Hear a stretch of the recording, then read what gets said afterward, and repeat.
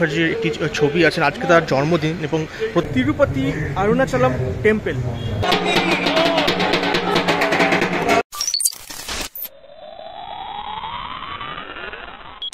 দেবীপক্ষের বাকি এখনও মোটামুটি 100 দিন বা 99 দিন মতো।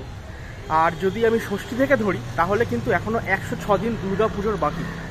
ঠিক তার আগেই দক্ষিণ কলকাতার অন্যতম নামকরা বিখ্যাত পুজো একডালিয়া এভারগ্রিন তাদের দুর্গা পুজোর শুভ সূচনা করতে চলেছে আজকে 14ই জুন সকাল 11টার সময়।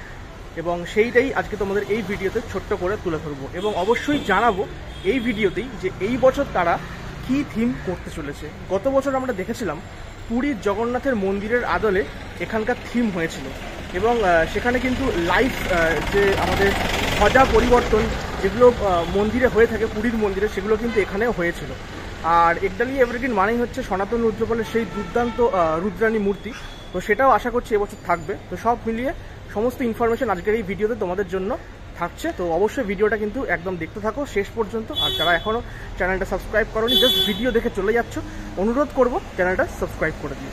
একদম কিন্তু দুর্গাপুজো প্রাঙ্গণের সামনে চলে এসেছি একডালিয়া এভারগ্রিনের। প্রত্যেক বছর কিন্তু এখানেই দুর্গাপুজোর মণ্ডপটা হয়ে থাকে এই রাস্তার উপরে, যেখানে এখন খুঁটি পুজোর জন্য প্যান্ডেলটা তোমরা দেখতে পাচ্ছ।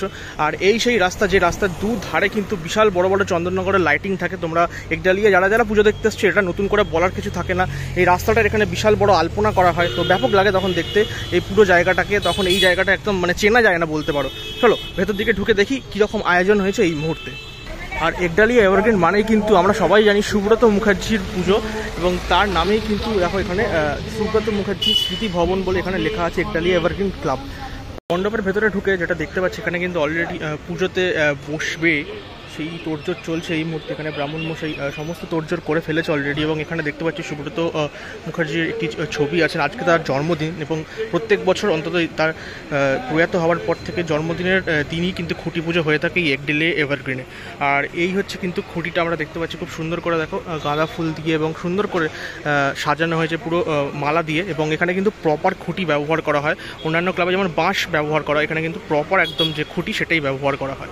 আর এই হচ্ছে একডালিয়া এভারগ্রিন খুঁটি পুজোর ব্যানার আমরা দেখতে পাচ্ছি।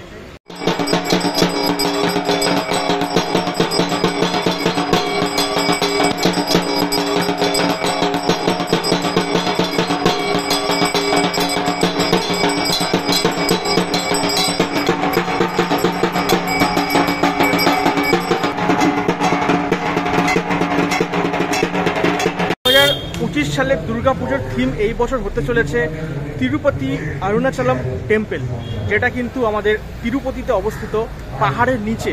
এবং সেই মন্দিরের ছবিটা অলরেডি তোমরা থাম্বনেলে তো দেখেইছো এবং এই মুহূর্তে আমার ভিডিওর কোনো একটা সাইডে স্ক্রিনে তোমরা কিন্তু সেই ছবিটা দেখতেও পাচ্ছ।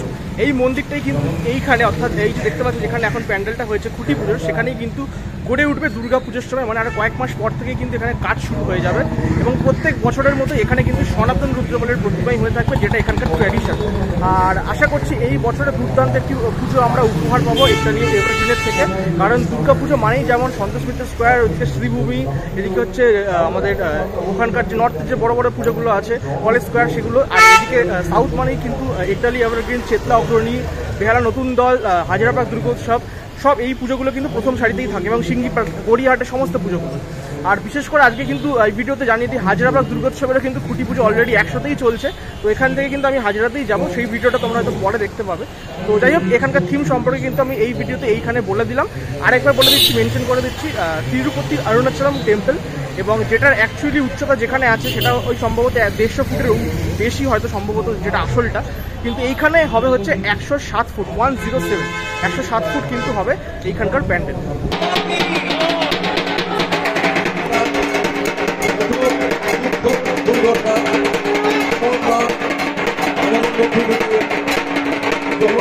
তাহলে আজকে একডালিয়া এভারগ্রিনের খুঁটি পুজোর ভিডিওটা এত অবধি থাকলো।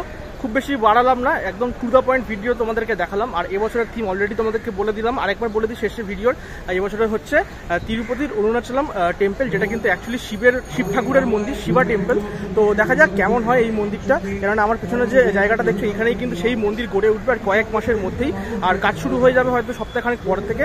তো দেখা যাক কেমন হয় এবং আশা করছি একডালিয়া এভারগ্রিন প্রত্যেক বছর ভালো ভালো কাজ করে, এবছরও সেই ভালো কাজের যে রেশ সেটাকে বজায় রাখবে।